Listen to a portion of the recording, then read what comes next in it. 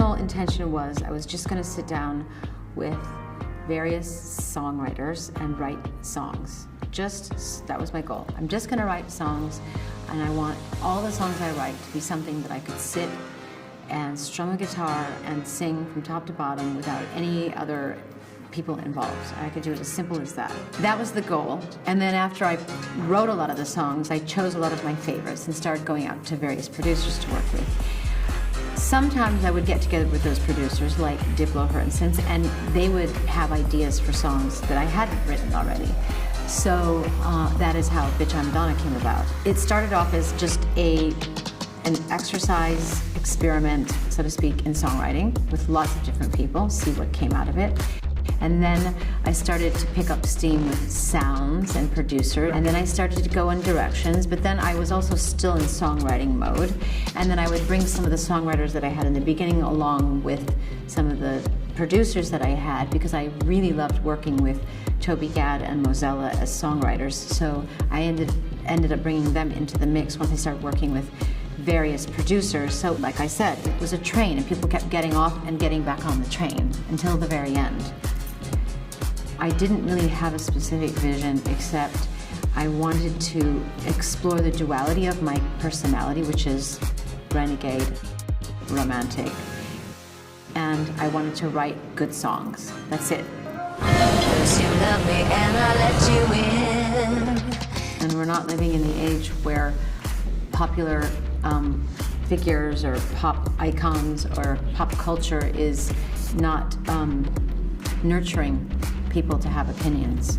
It's about being a brand, playing it safe, and being familiar, and not offending anyone. And I will never be comfortable. And Got a shot in my heart, took me to heaven, let me fall down. Now that it's over, I'm gonna carry on. Lifted me up and watch me stumble.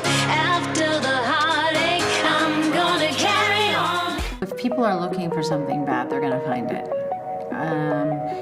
And as I think I've stated recently somewhere, people are, we're living in a fundamentalist, literalist society where no one understands the meaning of irony, or no one has a sense of humor.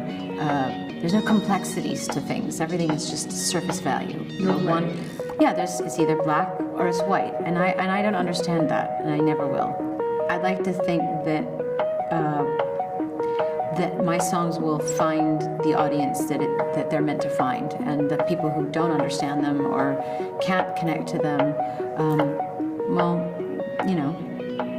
they'll find something else that they like. When it all falls down, I'll be on fire when the lights go out. It gives me a lot of satisfaction to know that I was somehow involved with liberating making somebody feel proud of who they were, or liberating people and making them feel good about what they stand for.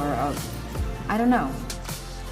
It doesn't piss me off. It just kind of shocks and surprises me that it's so easy now, or that people don't get the shit that I got for being naked in a picture, or I don't know, exploring sexuality, or I'm flattered that people do things like I did it, but it's just amazing that they don't get the shit that I got. But I guess that's how it works. You're gonna love this.